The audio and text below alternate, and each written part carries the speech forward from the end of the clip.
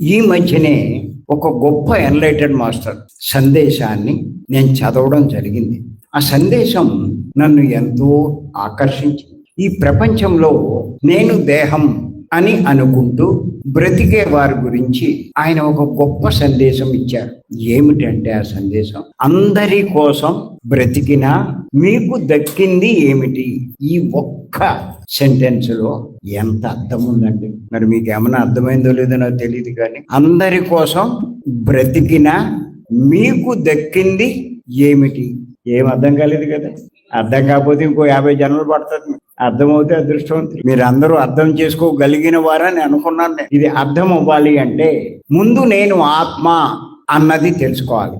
నేను ఆత్మ అని తెలుసుకోవాలి. అంటే ఆత్మ అయిన మీ గురించి ఆయన సంబోధిస్తూ చెప్పడం జరిగింది. ఈ వాక్యం ఆత్మ అయిన మిమ్మల్ని సంబోధిస్తూ చెప్పడం జరిగింది. ఈ వాక్యంలో మీకు దక్కింది ఏమిటి? మీకు అంటే మీరు ఏం అర్థం చేసుకున్నారో మరి. అందరి కోసం బ్రతికినా ఎవరు? ఇప్పుడు మీరంతా బతికేది ఎవరు?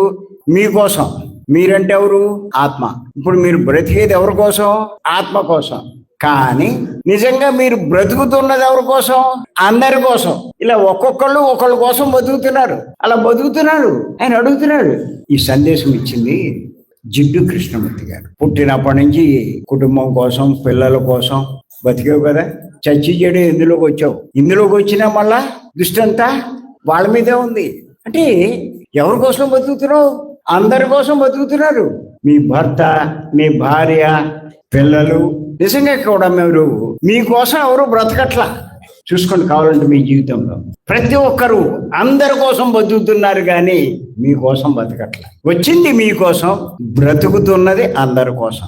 ఆత్మను కూడా త్యాగం చేస్తారు. ఆత్మను త్యాగం చేయడం అంటే తనని తాను, ఆత్మ తానేగా, తనని తాను త్యాగం చేసుకుంటున్నారు. చేసుకుని అందరి కోసం బతుకుతున్నారు. సరే బతుకుతున్నారు, బాగానే ఉంది. ఆయన ఏమని ప్రశ్నిస్తున్నాడు అంటే, సరే బతికో, అసలు నీకు దక్కింది ఏంటి?